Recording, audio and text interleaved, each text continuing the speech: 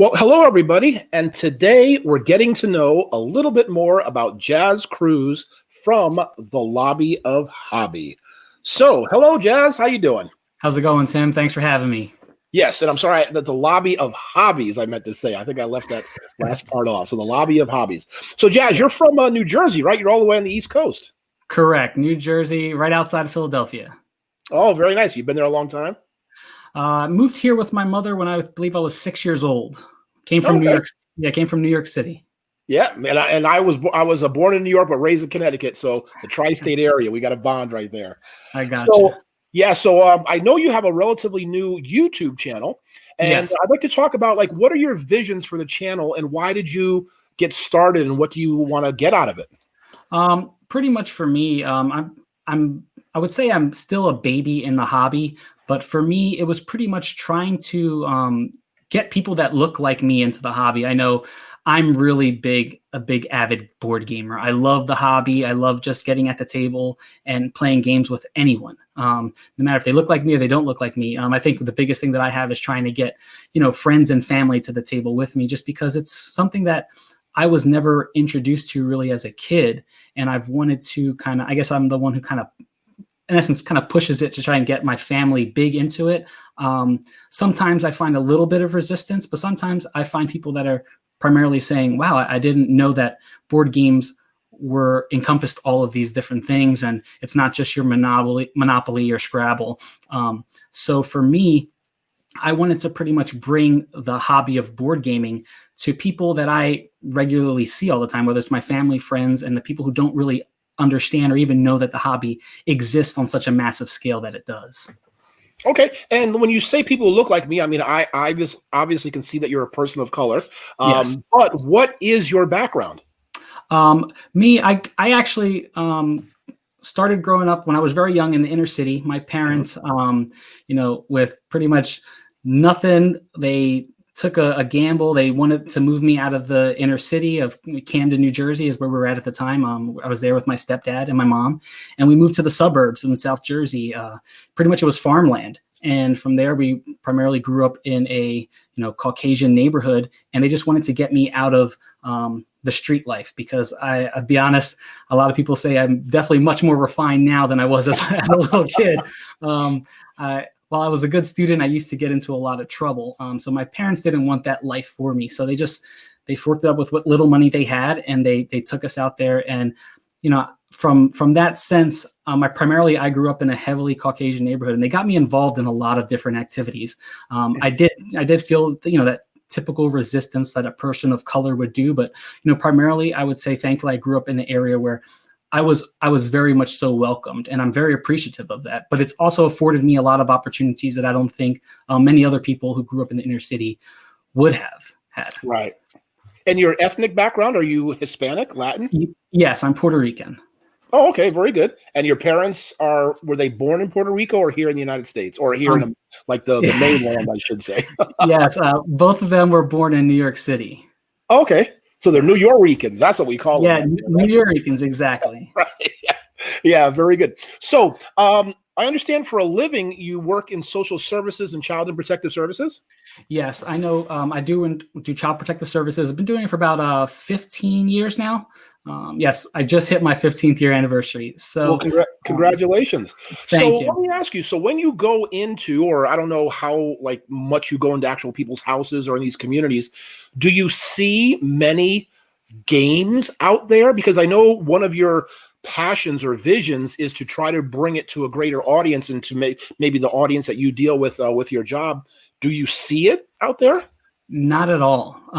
It's something that I know. What I have recently joined a part of in my office is an adolescence committee, where we pretty much take adolescent youth that are within the foster care system, and we provide them with different activities throughout the year, whether it's going to the Six Flags Great Adventure out here, or doing a trip to one of the video game spots like Dave and Buster's. But our first event, they tasked me with doing a board game night. All of my coworkers know I'm heavily into board games, and the first thing I did, I brought out a boatload of party games, a couple things that were really quick card games, And I was met with the heavy resistance, like, oh, this is completely boring. But I told all the kids, just give it a try. Just give me 5-10 minutes. I'll give you a quick rules explanation and we'll just get right into it. After the first game, all the teenagers were pretty much spreading out on different tables, and all they wanted to know was what other games that I have, because these are games that they've never, ever seen before or were experienced to. So it's something that we made a regularly an annual event, normally at Thanksgiving time. Unfortunately, with COVID, we weren't able to do it this year.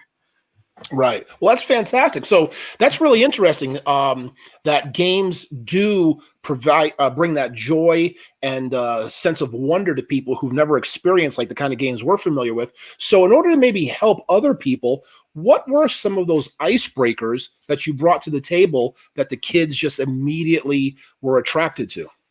The first game I think that I bring a lot of people to introduce them to is Werewolf, like Ultimate Werewolf, because it's not really a board game. It's just cards. And if you don't have a deck of cards or actually the physical copy, you can pretty much write everything on pieces of paper and just hand them out. So I had brought my deck of cards and we had Werewolf, and the first thing that says, we got to play that again. I want to be the werewolf this time. It's like, that's not how it works. You got to be dealt the werewolf. But that's one game that I tend to teach not only to a lot of newcomers, but even casual gamers are always asking for that game when they come to my house. Like, let's play some more Werewolf or something like it. Okay. Now, also, if it was Werewolf, because that's not really a box with a board and rules, and I mean, you know what I mean. It doesn't have like the dice and stuff, so it's not like a 4-corner box game. So, were there any like sort of box games, table games where they had to like think, maybe what we would know as like worker placement, deck building, resource management, whatever? Did you introduce them to any kind of games like that? Yes, a lot of the games I'll normally bring are just quick deck builders and things like Ticket to Ride. Ticket to Ride is one of the games that is like I bring all the time. It's very easy. It looks like Monopoly on the table to kids. They just see a track going around the corner, with numbers. But then they see all these trains and little train pieces. So the first thing they're thinking of is the little train in Monopoly. So that's something that's very quick and easy to teach. I go to the classics like Carcassonne, but one of my biggest draws especially with teenage boys that I've seen is Star Realms. Star Realms is a great, dueling type deck builder game. Very quick, very easy. And what's awesome, especially working with children who are less fortunate, it's very cheap. You can get a box for like $15. And many of these kids are familiar with games like Pokemon, Yu-Gi-Oh, things like that. While I know they sometimes get very intrigued because a lot of times I'm transporting these kids. One thing they'll tell me is that I don't really get into that because my friends will think that's corny or really nerdy, but it's something that has always intrigued me. So when I hear that, the first game that I think of bringing to the table is something like Star Realm. So I kind of almost always have that with me. I think I have 2 copies of it. And do you think there are, or not do you think, but do you have any sort of lessons that you have in like the back of your mind or intentionally set? So when you play a certain game, you're hoping the kids not only take away the enjoyment of the game, but maybe take away a little life lesson at all? Primarily the thing that I want to get across to kids is being able to sit at a table with people who you don't necessarily maybe jive with, agree with, but when you come down to a table and you're being competitive with, you can have that. Everybody wants to win, everybody wants to learn, but they also want to have sometimes that teamwork, that team building aspect. So I've done things like Pandemic because I worked with teenage youth. I did a mentoring program in my at my church with my buddy Judge, who I have on my podcast, and we've done board game nights with these youth, and many of these youth do come from lower income areas and families, and we teach games like that because we want them to get the idea of just not only a team building aspect, but also for them to think when they're doing more competitive games, for them to think on their own, do things individually, but get the brain churning, kind of get them thinking outside of their normal their 4-corner box that they normally feel like they're always stuck into. So I want them to think on a broader aspect of things. So that's normally where I try to get them. It's just to think outside the box of what they're normally used to.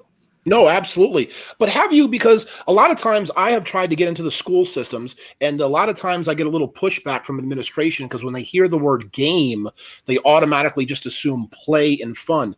Have you had any sort of resistance, even though you did this game night and they wanted you to do that, but have you had resistance from, say, social services department with you trying to implement the playing of games with youth at all? No, absolutely not. What's one thing that we do have here in the state of New Jersey, we have a lot of therapists that do something called game therapy. And a lot of that game therapy is primarily video games. So when I saw that, a therapist was getting paid to just bring video games and kind of teach lessons through these video games to many of these troubled youth or, lesser fortunate youth, when I was tasked with the opportunity to, create an event for these teenagers to have, the first thing I thought was, if they can do video games, let's get them away from video games of what they're normally used to, just sitting in front of the punching buttons, which I do enjoy my video game. Let's start them to getting to think a little bit more strategically, a little bit more, have a little bit more critical thinking involved. And board games, I thought, was the perfect task, especially when you're thinking of things like game therapy. And I'm no therapist, so it does help. I leave that to my wife. She's the behavioral analyst, so she does all that stuff.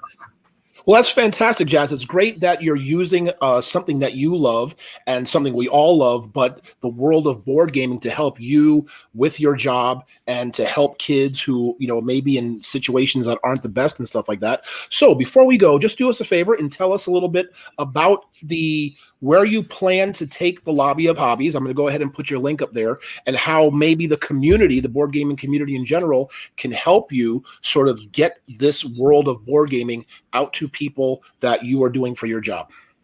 Awesome. Well, the idea here that we do at the Lobby of Hobbies, it's just for people to enter, join us while we share some of the hobbies that we're into, in hopes that they can discover something that they can take to their table or take back to their families and friends. We want to challenge everybody to be able not only to just join in with what we're trying to introduce to them, but also to share the things that they're into with us, because I enjoy learning new hobbies all the time. So if I'm someone who's really pressed to want to get someone who's not into games to the table to give it a try, hey, I'm more than welcoming to just let them share something with me. So that's our idea here at the Lobby of Hobbies. For those that are watching, the link below, that'll give you the link to all of our platforms that we are on social media, our blog posts where we do some write-ups on games, as well as our podcast and where we're at on social media. But that's pretty much our idea. We just want people to enjoy the hobbies that they do, but also think outside the box and try new hobbies and get into something that you've never tried before. Especially with this pandemic, we've all been inside and we've been cooped up to our own devices that we're so used to. So I would challenge everybody, if you're listening, it's the first time you've considered getting a game to the table, there are so many games out there that you can try, and it's a wonderful hobby, even if you do it casually with your family and friends. Absolutely. Well, Jazz, thank you so much. And folks, as you can see, what he's trying to do is spread the love of gaming, which we all love, and bring it to maybe more communities that aren't used to this world that we are all used to. Well, thank you, Jazz, for your information, and best of luck to the Lobby of Hobbies, and I'll send people your way. Okay? Thanks so much, Tim. You have a good one. You too. Take care.